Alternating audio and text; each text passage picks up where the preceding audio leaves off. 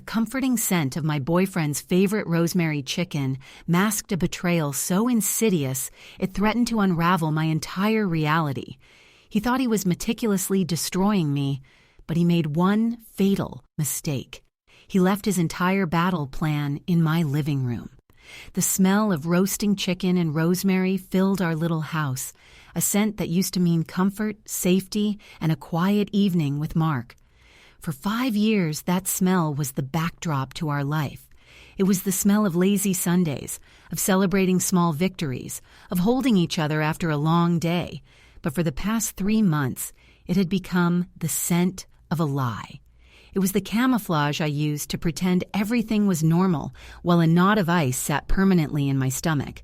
Gus, our golden retriever, was asleep by the fireplace, his tail thumping softly in a dream.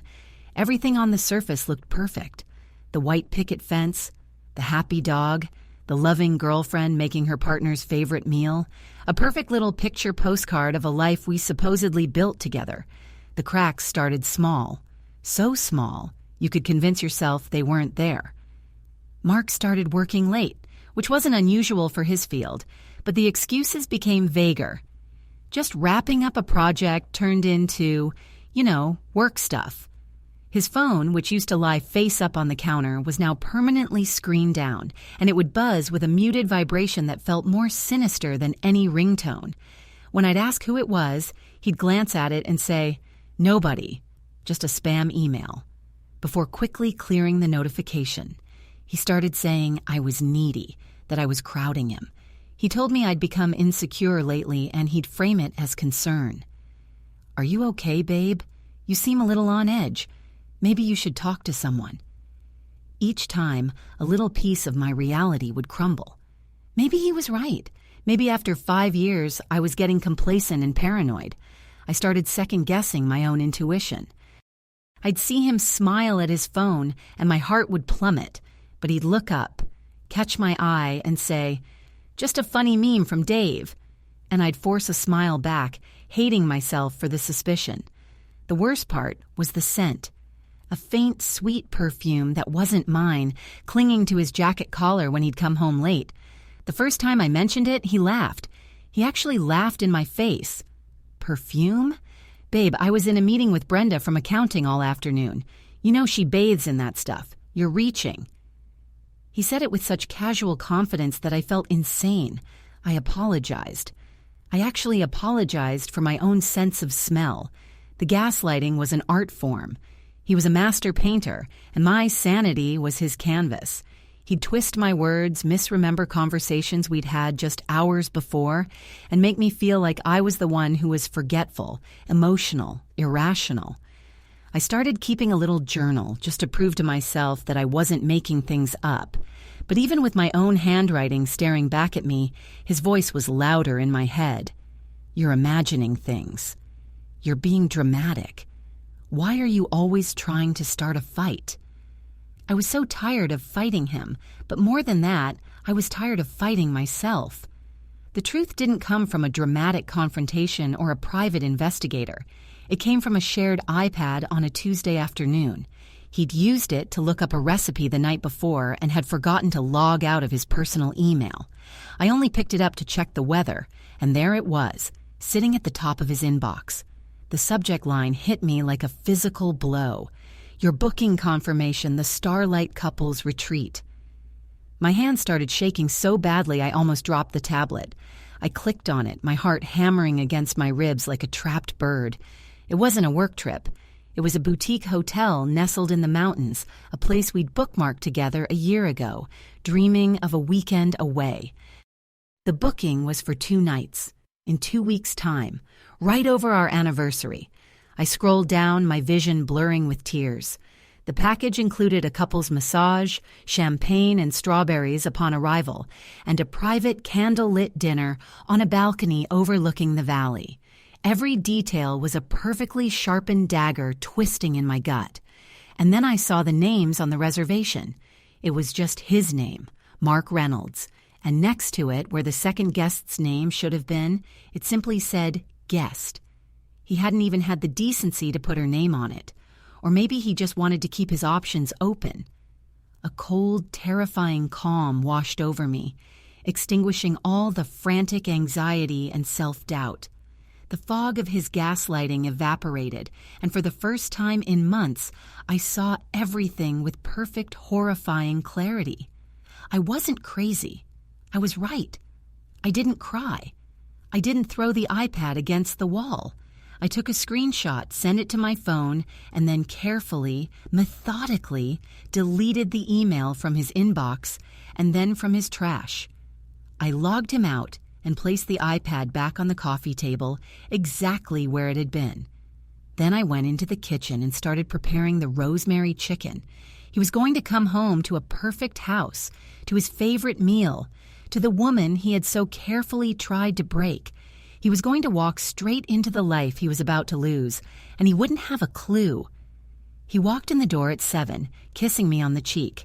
It felt like being kissed by a stranger. "Smells amazing in here, babe," he said, dropping his briefcase by the door. I just smiled. We ate dinner, making small talk about his day, about my day.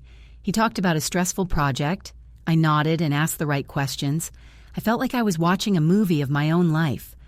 Finally, as he was finishing his last bite, I put my fork down and looked at him. "Mark," I said, my voice steady, "we need to talk.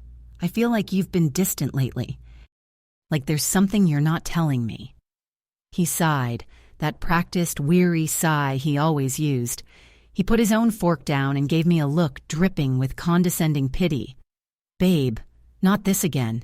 We've been over this. I'm just stressed with work, that's it. There's nothing else going on." His eyes were sincere. His tone was gentle. He was so good at this. "I know you think there's more to it, but I promise you, there isn't. You're imagining things." He said the words, the magic words he'd used to dismantle my reality for months. But this time, they had no power. A slow smile spread across my face.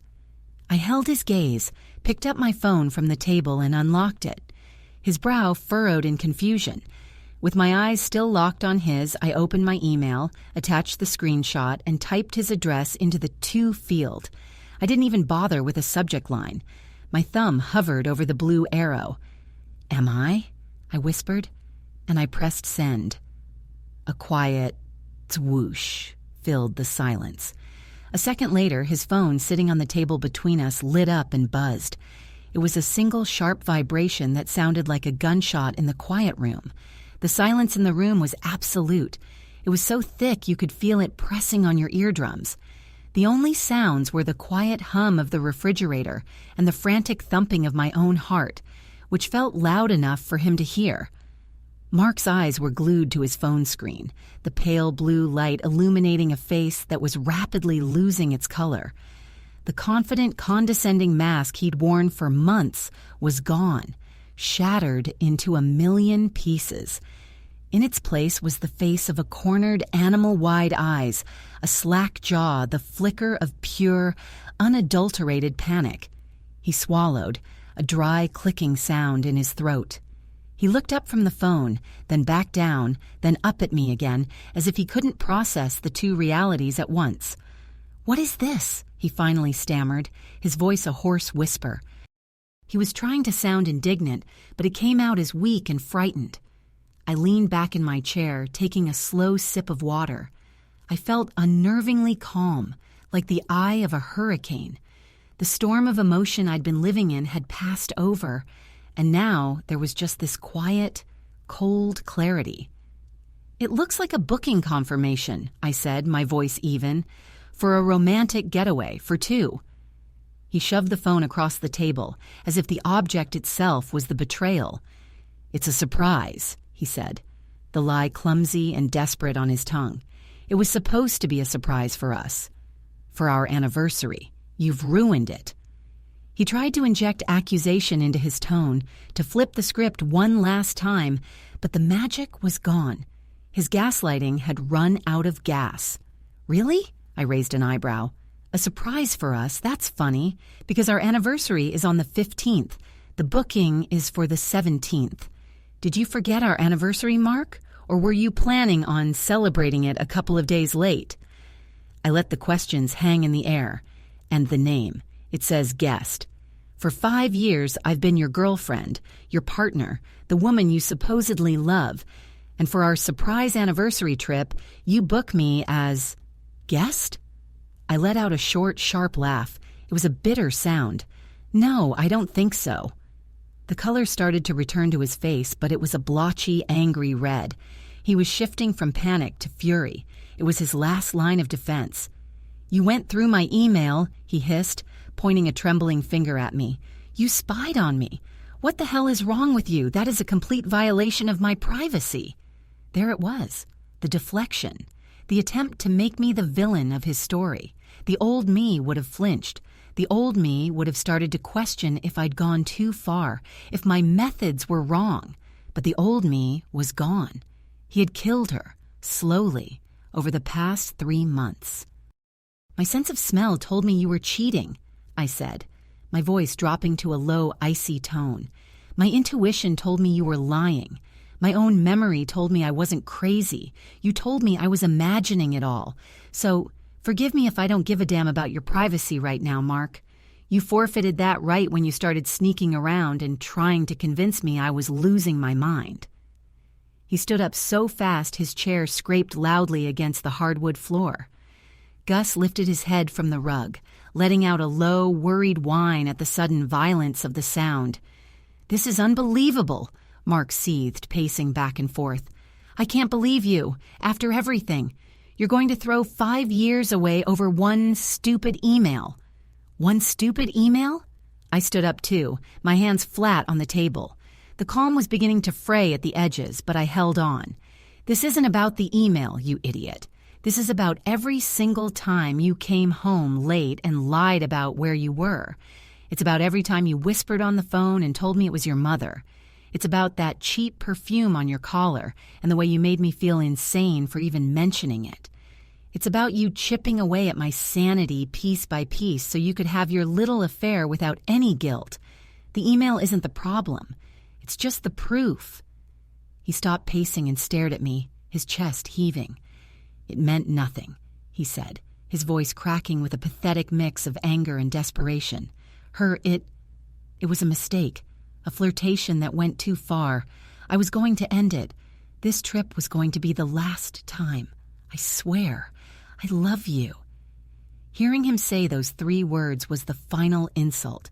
They sounded hollow, rotten, a tool he was using to try and fix the mess he'd made. I walked around the table until I was standing right in front of him. He was taller than me, but in that moment, I had never felt bigger. I want you to pack a bag, I said, my voice leaving no room for negotiation. His face contorted in disbelief.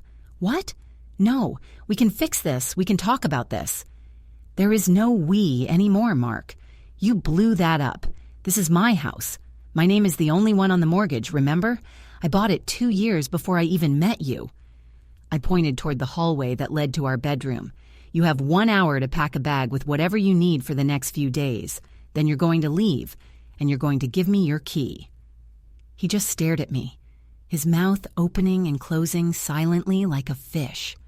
The rage in his eyes was warring with a dawning, horrified realization that I was serious. He looked around the living room, at the fireplace, at the pictures of us on the mantel, at the life he was being evicted from. His eyes finally settled back on mine, and the panic was gone, replaced by something else. Something cold and ugly. He let out a laugh. It wasn't a sound of amusement. It was a harsh, chilling burst of air that didn't sound like him at all. You think it's that easy? He snarled, a cruel smirk twisting his lips.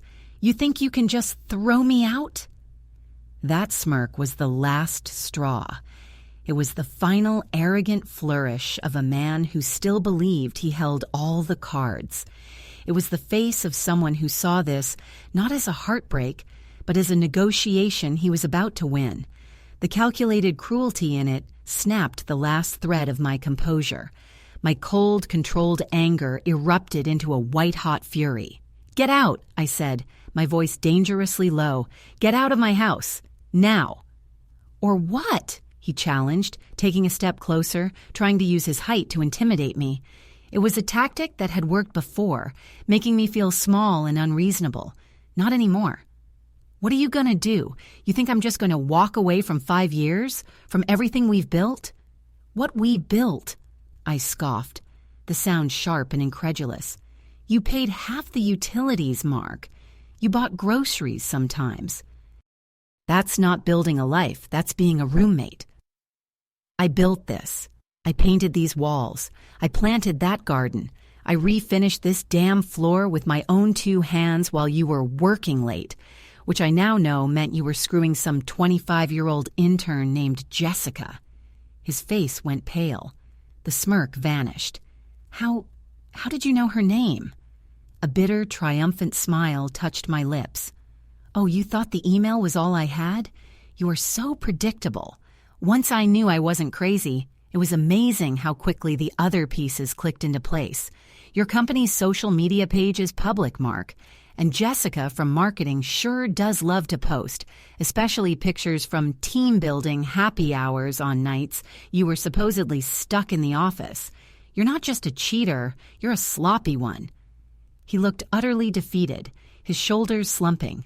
All the fight seemed to drain out of him, replaced by a weary resignation. Okay, he said softly, running a hand through his hair. Okay, you're right. I messed up. I messed up worse than I can possibly say. Just don't do this.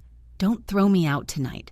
Let me sleep on the couch. We can talk in the morning when we're both calmer. Please, babe. Let's not make this uglier than it has to be. He called me babe. The casual intimacy of it was so grotesquely out of place, it made my skin crawl. He was trying to sound reasonable, to appeal to the 5 years of history between us, to the woman he thought would always choose forgiveness over confrontation. But he was talking to a ghost. The time for talking is over, I said, my voice hard as stone. You had 3 months to talk to me. 3 months where you could have told me the truth. Instead, you chose to lie. You chose to make me question my own mind. That's not just cheating, Mark. That's emotional abuse. And I am done being your victim. You have 50 minutes left. Pack your things. I turned my back on him, a clear dismissal, and walked over to the mantelpiece. I started taking down our pictures. The one from our first vacation in Mexico, both of us tanned and smiling. The one from my sister's wedding. The one from last Christmas with Gus wearing reindeer antlers. I took each framed photo and placed it face down on the coffee table. Every one was a memory he had tainted, a moment he had rendered worthless. I could feel his eyes on my back, burning into me. Fine, he finally spat, the word laced with venom. Fine, you want me to go? I'll go. But don't come crying to me in a week when you're lonely. He stormed down the hallway towards the bedroom. I heard drawers being yanked open, clothes being thrown haphazardly into a suitcase. The sounds were violent and satisfying. Gus, who had been watching the whole exchange with anxious, sad eyes, patted over and rested his big head on my knee, whining softly. I stroked his ears, my own breathing starting to steady. It was really happening. I was taking my life back.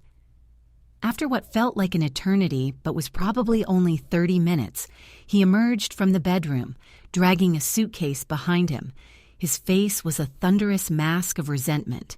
He was wearing the jacket he'd come home in, the one I used to love the smell of before it was corrupted by another woman's perfume. He walked to the front door without looking at me. His hand was on the doorknob when he stopped. "You're going to regret this," he said, his voice low and threatening. "You're making a huge mistake." "The only mistake I made was trusting you," I replied, not turning to look at him. "The key, Mark." He hesitated for a second, then he ripped the house key off his key ring and threw it onto the small entryway table. It landed with a loud metallic clatter that echoed the finality of it all. He opened the door, and then he was gone. The door clicked shut behind him, plunging the house into a profound silence. For a moment, I just stood there, listening to the sound of his car starting and then fading into the distance. It was over. The knot of ice in my stomach finally began to melt, Relief washed over me so intensely my knees felt weak. I sank onto the couch, burying my face in Gus's soft fur, and for the first time in months, I let myself cry.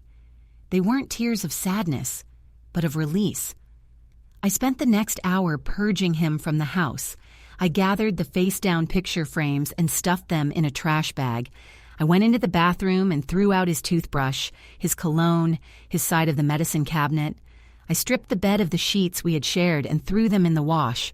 I was reclaiming my space, erasing him from every surface. It felt cleansing. Exhausted but empowered, I finally sat down with a cup of tea, ready to start processing, to figure out what my life looked like now. That's when I noticed it. His work briefcase. He'd left it by the door in his haste. My first thought was to ignore it, to just leave it there until he arranged to pick it up. But a nagging feeling pulled at me. The briefcase was always with him. It contained his laptop, his work files, everything. It was strange that he'd forget it. Curiosity, or maybe some lingering need for validation, got the better of me. I walked over and unclipped the latches. Inside, on top of his laptop, was a sleek, gray document folder. It wasn't his usual work portfolio. This one was different. I pulled it out. There was no label on the front. I opened it and my blood ran cold. It wasn't filled with marketing reports or project proposals. It was filled with financial documents. My financial documents, my bank statements, my mortgage agreement, my investment portfolio, all neatly printed out. And stapled to the inside cover was a business card. It was for a divorce attorney. But that wasn't the most chilling part. Tucked behind the business card was a folded piece of paper. It was a handwritten list. On it were my assets, my savings, everything I owned, with numbers meticulously calculated next to them. And at the bottom, in his familiar handwriting, were 2 words that made the air leave my lungs. Alimony claim. The air in the room turned thick and suffocating. The 2 words on that piece of paper, alimony claim, vibrated with a sinister energy that made the hair on my arm stand up. It wasn't just a list of my assets, it was a blueprint for a battle he had been planning long before I ever found that email. The cheating, the lies, the gaslighting. It wasn't just about his affair, it was tactical. It was a strategy to make me the unstable one, the irrational one, the one who would inevitably end the relationship. He was setting me up to be the one who left so he could play the victim, the blindsided, heartbroken partner entitled to a piece of the life I had built. My heart, which had been feeling the first flutters of relief, was now pounding with a new kind of terror, mingled with a cold, hard rage. The briefcase, the folder, the attorney's card. This wasn't a recent development. This was premeditated. He'd been gathering ammunition for weeks, maybe even months, all while sleeping in my bed, eating my food, and telling me I was imagining things. He wasn't just a cheater. He was a predator. He'd been assessing my worth, not as a partner, but as a target. The romantic getaway wasn't just a tryst. It was a celebration. He was likely planning to come back from his trip with Jessica, feign heartbreak over my unreasonable behavior, and then serve me with papers, hitting me while I was already down. I sank to the floor, the documents spread out around me like the debris of a shipwreck. My mind raced, replaying the last few months through this horrifying new lens. Every argument he'd started, every time he'd accused me of being emotional or paranoid, it was all a performance. He was creating a narrative, laying a foundation of my supposed instability for this lawyer. He wasn't just trying to cover his tracks. He was actively trying to ruin me. The sheer, calculated malice of it stole my breath. He hadn't just broken my heart, he had declared war on my entire life. For a moment, I felt a wave of despair so profound it almost drowned me. How could I fight this? He had a lawyer. He had a plan. I had a broken heart and a rosemary chicken in the fridge. But then, the despair receded, and something else took its place. A steel rod of resolve solidified in my spine. He thought I was weak. He had spent months trying to convince me I was weak, fragile, and crazy. He had underestimated me. He had left his entire battle plan in my living room. I stood up, my movements sharp and purposeful. I took out my phone and started taking pictures. I photographed every single document in that folder, my bank statements he'd printed, the list of my assets in his handwriting, the alimony claim note, and a close-up of the lawyer's business card. I emailed the photos to my work account and to my sister, creating multiple backups. Then I carefully placed everything back in the folder, put the folder back in the briefcase, and snapped the latches shut. I placed it back by the door, exactly where he'd left it. He would eventually realize he'd forgotten it and come back for it, and when he did, he would find it untouched. He would have no idea that I now held all the cards. The next morning, I didn't wallow. I didn't stay in bed. I got up, took Gus for a long walk in the crisp autumn air, and made a phone call. Not to a friend to cry, but to the best, most notoriously shark-like divorce attorney in the city. A woman whose name was whispered with a mixture of fear and reverence. I had to pull some strings and call in a favor with a well-connected friend to even get a consultation on such short notice. But when I briefly explained the situation, her assistant put me on the schedule for that afternoon. I walked into a sleek, downtown office that radiated power and money. The attorney, a woman named Eleanor Vance, was impeccably dressed, with sharp eyes that seemed to see right through me. I didn't cry. I didn't get emotional. I laid out the story calmly and methodically, from the first whiff of perfume to the discovery of the briefcase. I showed her the photos on my phone. She listened intently, her expression unreadable. When I finished, she steepled her fingers, a faint, predatory smile playing on her lips. "He's not just cheating, my dear," she said, her voice a low purr. "He's attempting to commit fraud by using deception and emotional abuse to manipulate you into ending the relationship, all while planning to file a bad faith financial claim. He's handed us a gift." She leaned forward. "We are not going to be defensive. We are not going to wait for him to make the first move. We are going to attack, and we are going to burn his entire world to the ground." A thrill, sharp and terrifying, shot through me. This was it. This was the moment I stopped being a victim. For the next 2 weeks, my life became a blur of strategy sessions with Eleanor. We gathered evidence. We pulled security footage from my front door camera showing him coming and going at odd hours. We subpoenaed phone records.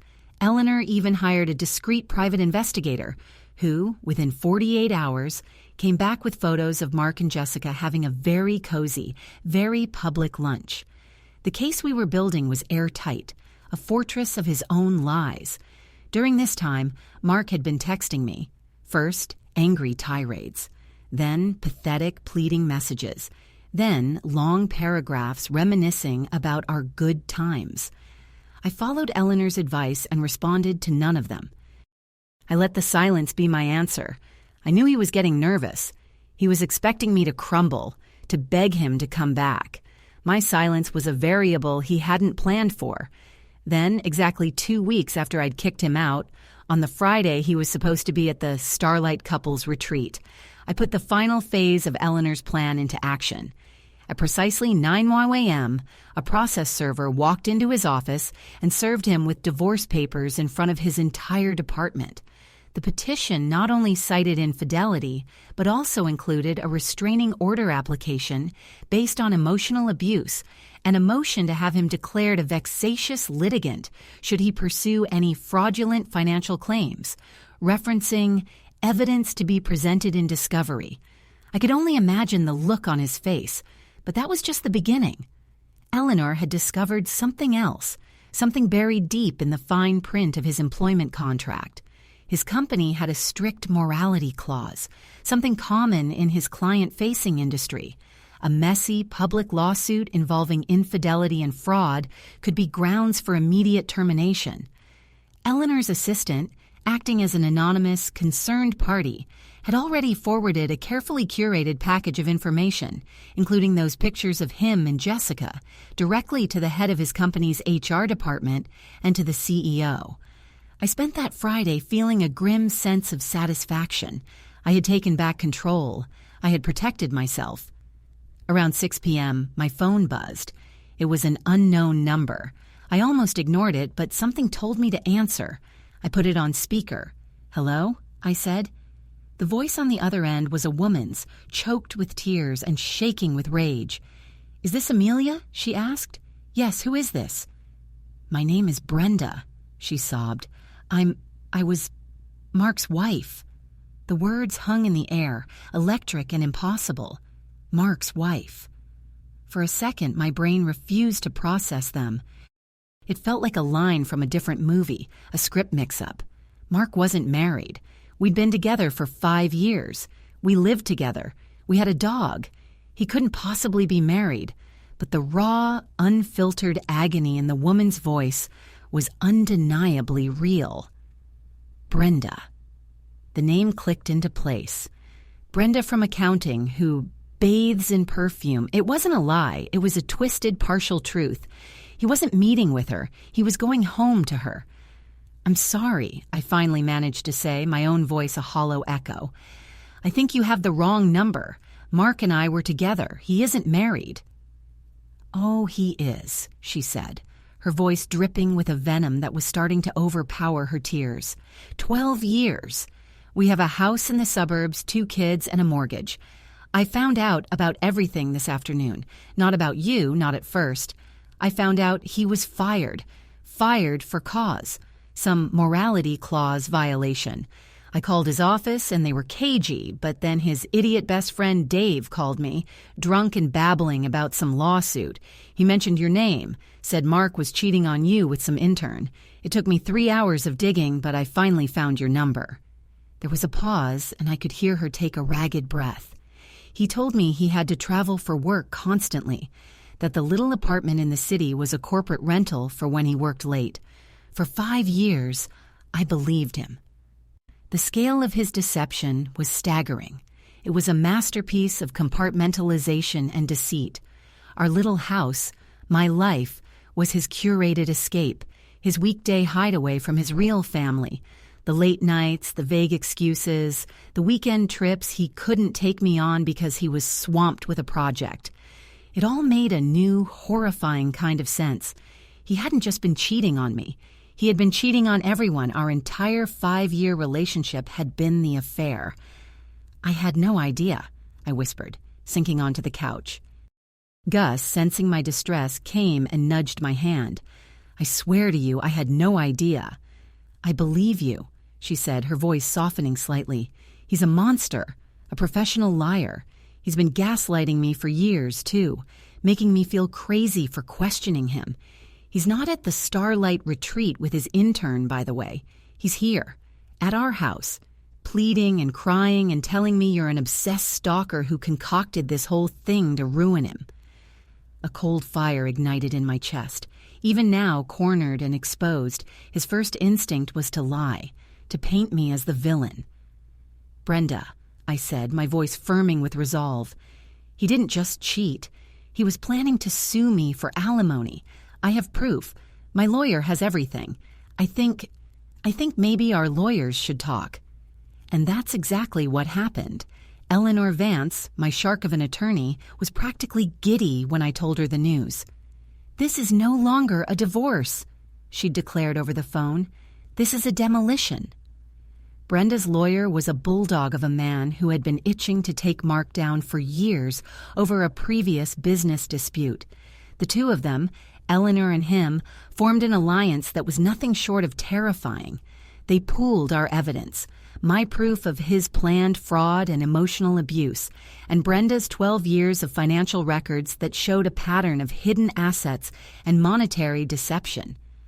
Mark's life didn't just fall apart, it was systematically dismantled, piece by methodical piece. He tried to fight it, of course. His lawyer, the one whose card I'd found, quickly realized he was representing a sinking ship filled with lies and dropped him. No other reputable attorney would touch his case. He was left with a cut rate, overworked public defender who looked at the mountain of evidence against him with sheer exasperation. The restraining order was granted immediately. The judge, after seeing the handwritten alimony claim note, looked at Mark with such unconcealed disgust that I almost felt a flicker of pity for him. Almost. His company, facing a potential scandal, not only stood by his termination, but also launched an internal audit into his expense reports, uncovering years of fraudulent claims for his corporate apartment and client dinners that were actually dates with me. They threatened to press charges. Faced with legal annihilation from 2 fronts and potential criminal charges, he crumbled. He signed everything. Brenda got the house, the kids, a majority of his retirement funds, and a hefty child support and alimony settlement that would leave him financially crippled for the foreseeable future. He had to sell the car I'd helped him pick out just to cover his initial legal fees. As for me, the resolution was quieter, but no less complete. He signed a legally binding document, drafted by Eleanor, waiving any and all future claims against my assets and acknowledging the emotional distress he had caused. There was no money exchanged. I didn't want his money. I just wanted him gone, legally and permanently erased from my life. I never saw him again. I heard through the grapevine that he moved back in with his parents, a defeated, unemployed man in his late 40s. Jessica, the intern, wanted nothing to do with him once the drama exploded and his bank account was emptied. He had lost everything. Both of his families, his career, his reputation, all because he was too arrogant to believe he could ever be caught. A few months later, Brenda and I met for coffee. It was strange, sitting across from the woman who had unknowingly shared the same man with me for 5 years. We weren't friends, not really. We were more like 2 soldiers who had survived the same war. We talked about his lies, the little signs we'd both ignored, and we found a strange, healing solidarity in our shared experience. When we parted ways, she gave me a genuine smile. "Thank you," she said. "You saved me from wasting another 12 years. You go live a wonderful life. You deserve it." And I did. I sold the little house. There were too many ghosts in those walls, and I needed a fresh start. I got a new apartment in a different part of the city, one that he had never set foot in. I adopted another dog from the shelter to keep Gus company. I focused on my work, my friends, and myself. The journey of trusting my own intuition again was long, but every day I got a little stronger. I learned that the end of a lie isn't just an ending. It's a beginning. He thought he was playing a game he could win, but he never understood the rules. He thought he was gaslighting one insecure woman, but he was actually creating an alliance between 2 powerful ones who together would ensure he got exactly what he deserved: nothing.